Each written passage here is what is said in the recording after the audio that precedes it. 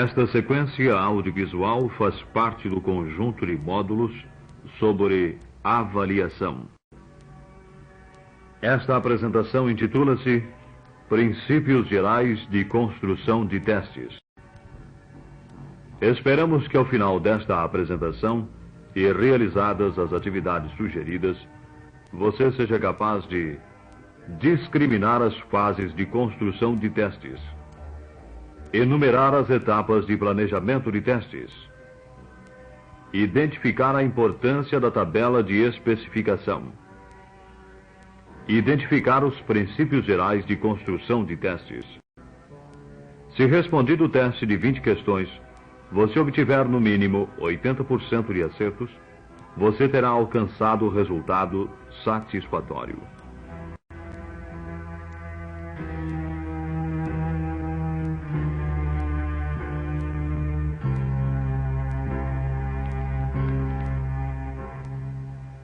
Na sua atividade como professor, você talvez já tenha vivenciado uma situação semelhante à do professor Avalino.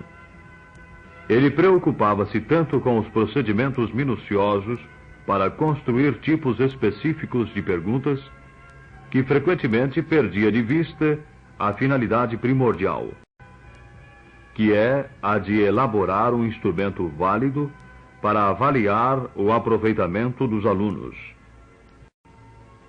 Após alguns estudos, o professor Avalino verificou que, para construir bons testes, ele teria que considerar dois aspectos básicos. Primeiro, as fases de organização de um teste. Segundo, os princípios gerais para a construção de testes. Vejamos cada um destes itens separadamente.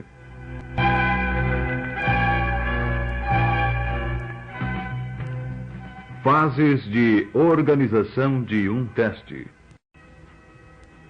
Inicialmente, o professor Avalino verificou que para organizar um bom instrumento de medida, é necessário que se considere 4 fases principais: o planejamento, a preparação, a experimentação, a apreciação.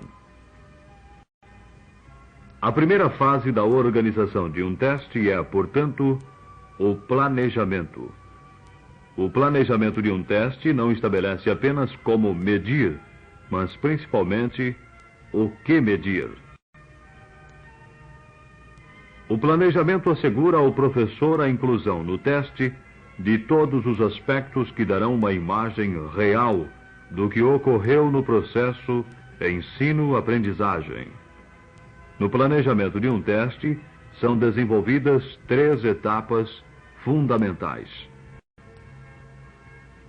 A primeira etapa do planejamento é identificar e formular os objetivos em termos de comportamento final esperado. Isto significa determinar para que servirá o teste, ou seja, que comportamentos do aluno ele irá verificar.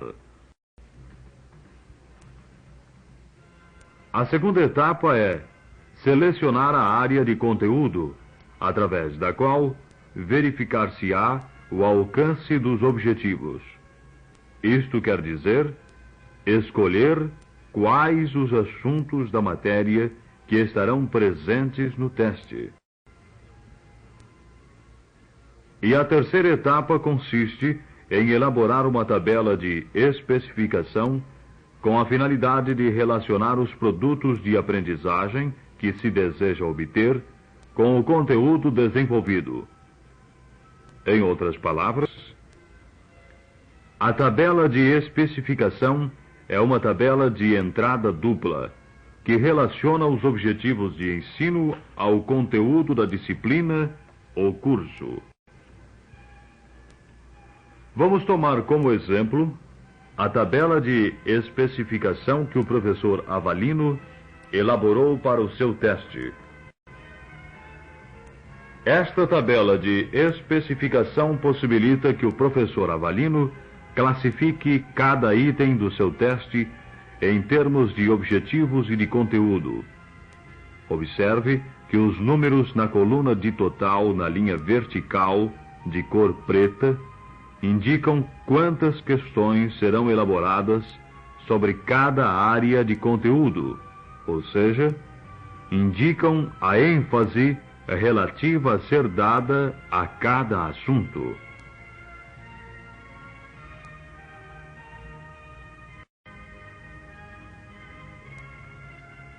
E a última linha horizontal, em vermelho, indica quantas questões serão feitas em cada um dos níveis de objetivos.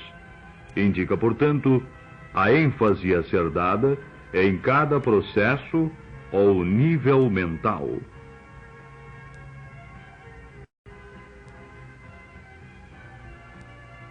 Neste caso, quanto a conteúdo, o professor Avalino fará 7 itens sobre instrumentos empregados no preparo cavitário, 5 itens sobre aparelhos, 4 itens sobre fases do preparo cavitário, 4 itens sobre classificação das cavidades, totalizando 20 itens no seu teste.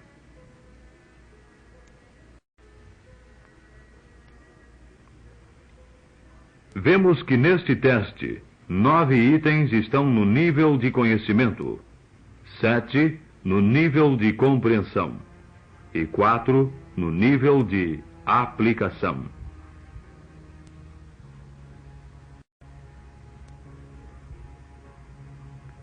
Relacionando os objetivos ou processos mentais com o conteúdo, observemos a tabela de especificação completa.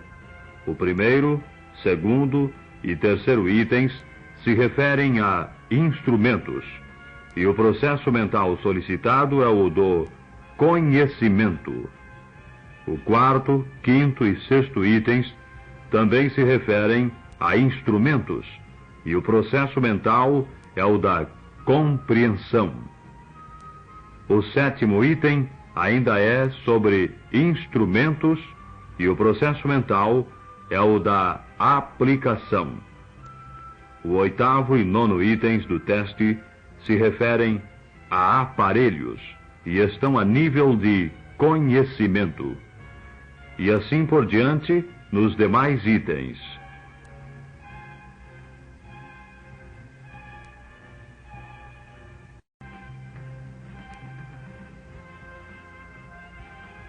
Portanto, a tabela é um plano para o professor medir as modificações de comportamento do aluno. Com ela, o professor terá maior segurança de que cada um dos objetivos e dos assuntos ficará representado no teste de acordo com sua importância relativa. Resumindo, na elaboração de um teste, o primeiro passo a ser dado é o planejamento, que se constitui de 3 etapas básicas. Primeiro, formular objetivos. Segundo, selecionar o conteúdo. Terceiro, elaborar a tabela de especificação.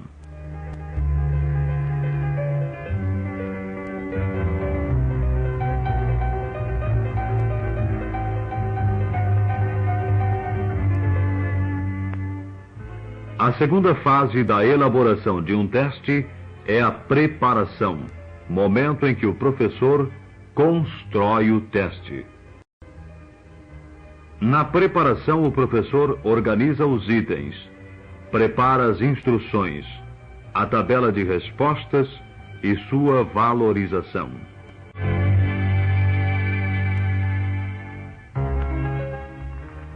A terceira fase é a experimentação, quando o teste é aplicado pela primeira vez e verificam-se vários aspectos.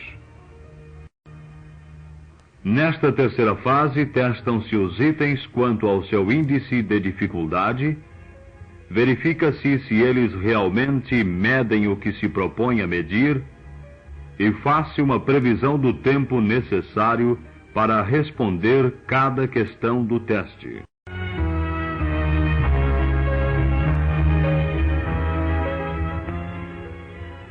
A quarta e última fase constitui-se na apreciação, quando o professor verifica a qualidade do teste.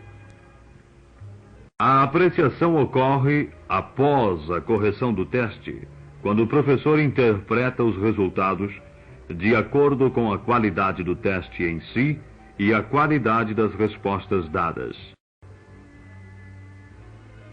Você viu, portanto, que a organização de um teste inclui 4 fases: planejamento, preparação, experimentação, apreciação. Vamos agora verificar os princípios gerais que regem a construção de um teste.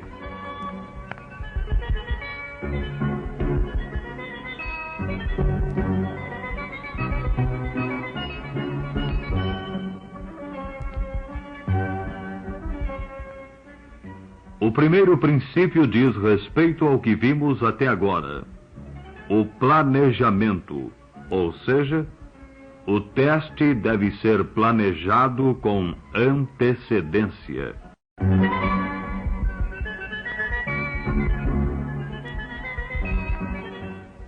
O segundo princípio: nos procedimentos de construção de testes, é preciso considerar o objetivo do teste.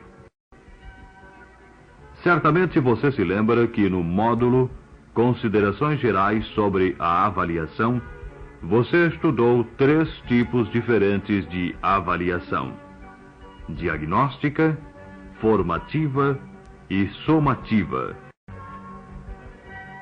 Pois bem, de acordo com o segundo princípio, você escolhe o tipo de teste de acordo com o tipo de avaliação para a qual ele vai ser usado.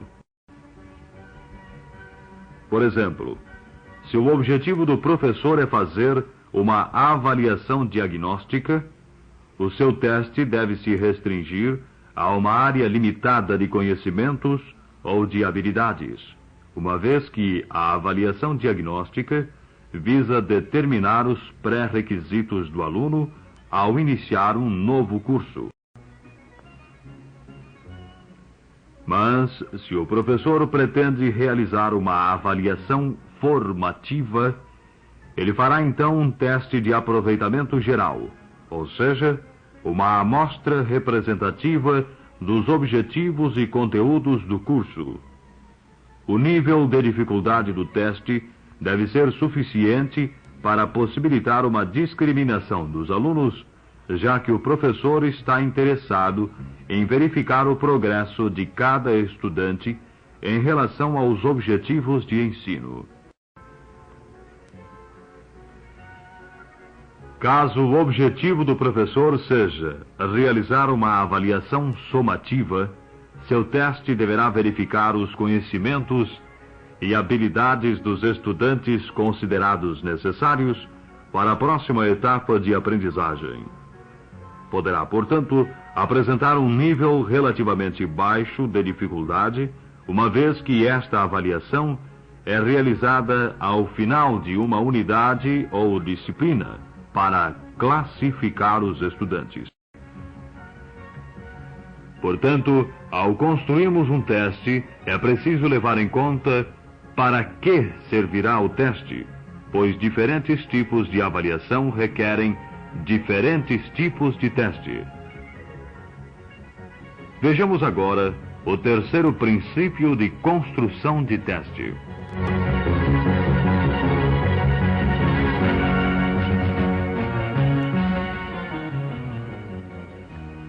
Os tipos de itens utilizados devem ser determinados pelos produtos de aprendizagem a medir.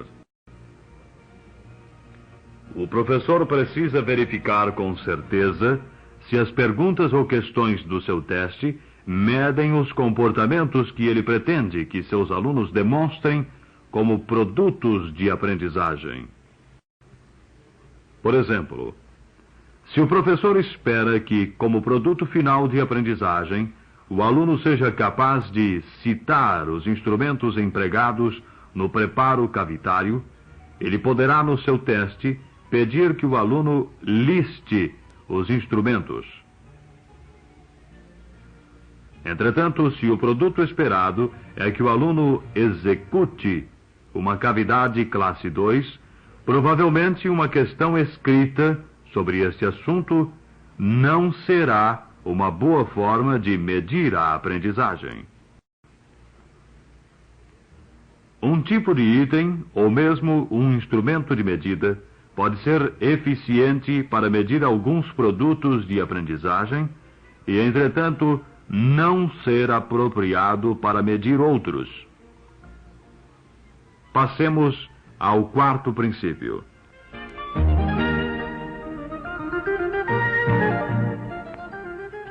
Os itens de teste devem basear-se numa amostra representativa dos objetivos e do conteúdo do curso.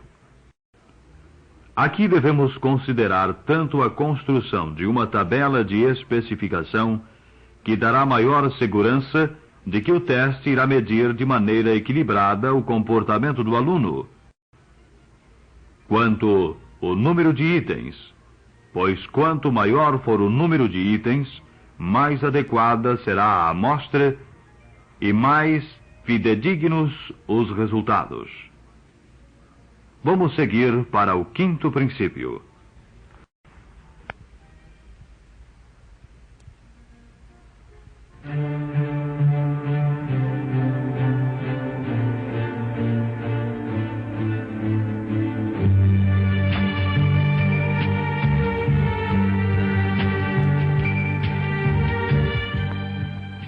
Os itens do teste devem ter o nível apropriado de dificuldade.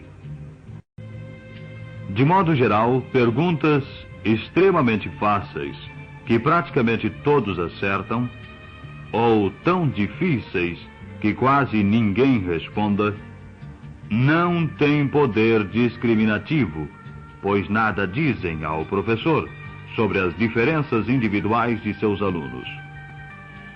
O ideal é concentrar os itens na faixa de dificuldade média, que é a que melhor discrimina os alunos fortes dos fracos.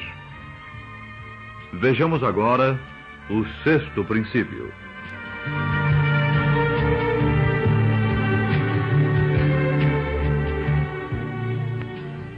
Os itens do teste devem ser construídos de maneira que fatores extrínsecos não evitem a resposta do aluno.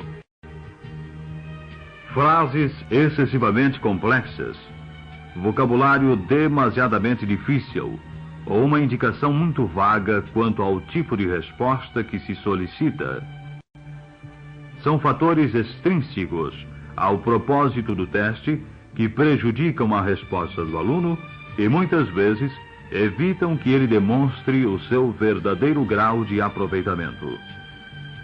A dificuldade da questão deve estar no conteúdo e não na formulação da pergunta. Passemos ao sétimo princípio.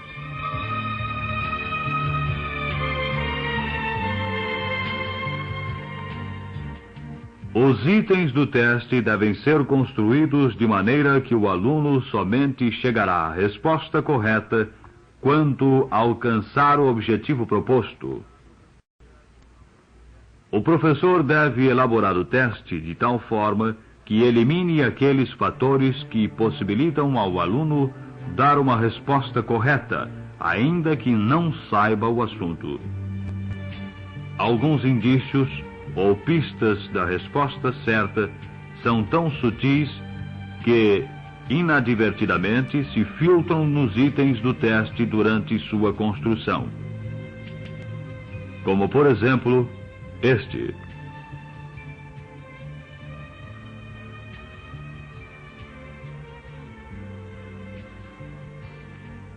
Observe que o artigo indefinido 1 é um indício de que a alternativa C é a correta. O aluno não precisa conhecer este assunto para responder acertadamente. Vejamos agora o oitavo e último princípio.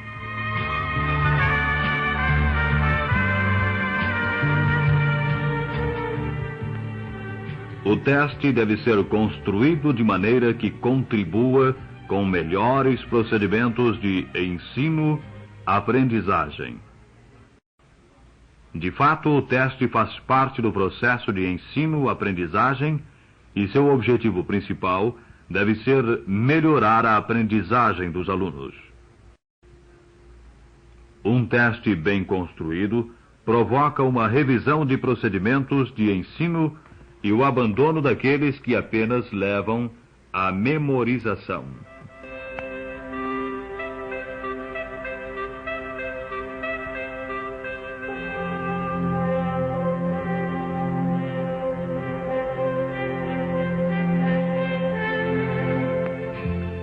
Resumindo, são 8 os princípios básicos para a construção de testes. Primeiro, planejar o teste com antecedência. Segundo, considerar os objetivos do teste. Terceiro, escolher o tipo do item de acordo com o produto de aprendizagem a medir. Quarto, fazer uma amostragem adequada do que se quer examinar. Quinto, decidir o nível geral de dificuldade do teste.